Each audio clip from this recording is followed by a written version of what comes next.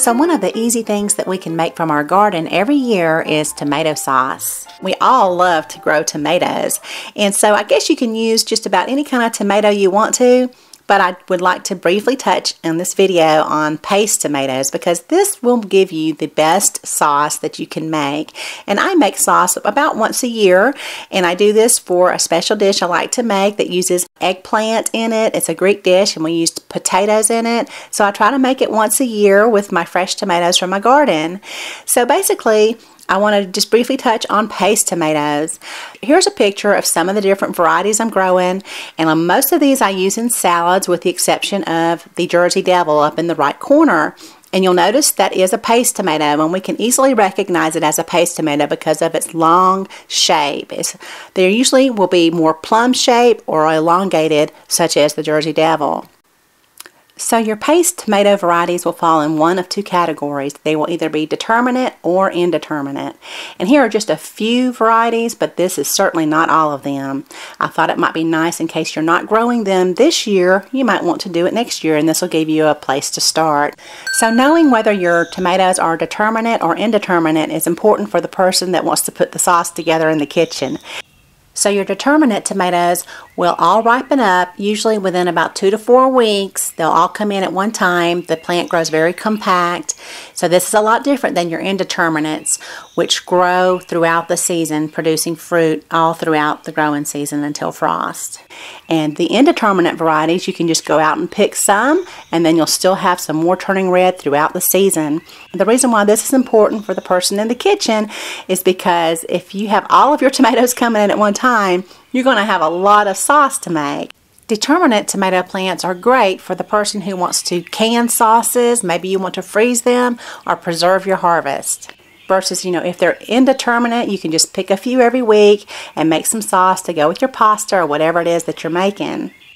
So here's a picture of the San Marzano, which is a very popular paste tomato, and you'll notice that it is an indeterminate, so some of the tomatoes are turning red while other ones are still in the process of turning red. Here is a picture of Roma tomato, which you can find these at your grocery store almost all the time, and they are a determinate. So if you're growing those in your garden, they're all going to turn red at one time, which means you need to be ready to put up some tomato sauce if that's happening, okay? So what makes the paste tomato different than other tomatoes is that it's not real juicy, and a lot of the flavor doesn't really even come out until you cooked it.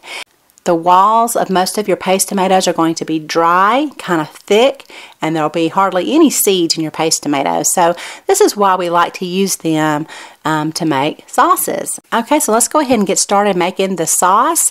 I was fortunate that I dropped by the farm down the street and he had some San Marzano paste tomatoes. So I thought, well, if I'm lucky enough to have found these other tomatoes, I'll use both what I have from my garden and some of his, and I made 2 pans instead of just one of this little dish that I like to make once a year.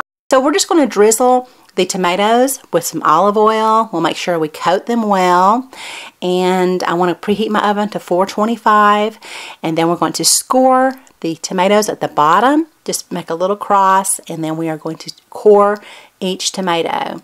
And we just want to take out the little core in the middle. That way it's not, there's not any, hard spots in the sauce. And I basically just cooked these for about 15 to 20 minutes until they started to smell good. And I actually heard a little sizzling in there. So I knew it was time to go ahead and pull them out of the oven.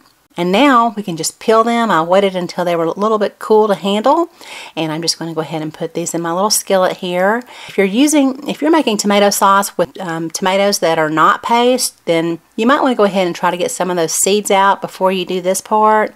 I guess I'm a little picky, but of course you don't have to do that. But this is just a basic tomato sauce, okay? But you really do kind of want to get the skins off. So I put some of the little juices back into the skillet with the tomatoes. And at this point, I'm just going to go ahead and flavor my sauce the way I need to for the dish I'm making, and you might want to flavor yours differently. So I'm grating in some fresh garlic. I had some little caramelized red onions that I had already cooked. I'm putting some black pepper in here along with some pink salt. And the dish that I'm making here, also I will use some warm spices like cinnamon and cloves. And so I want to go ahead and add those. And And so you might want to go ahead and add your spices or dried herbs such as basil or oregano. And I'm basically just going to let this cook where it reduces a little bit. Your paste tomatoes are already going to give you a nice thick sauce. This particular recipe, I use red wine in it as well, along with some Greek oregano. So I added my fresh Greek oregano there towards the end, and now I'm just going to put it in a little quart jar. I guess I ended up with 1.5 quarts, and I started out with about 4 pounds of tomatoes. I wanted to make the quart a little bit smoother, so I just used a little stick blender in there, which fits perfectly inside the little wide mouth mason jars. And there you go. So I left it in the refrigerator overnight just so I could have it ready to go, and I made the moussaka the next day, and it was really good. Made with fresh eggplant from the garden. You know, this is a great dish. It uses lamb and potatoes, and I'll try to show you that recipe here at some point in the near future.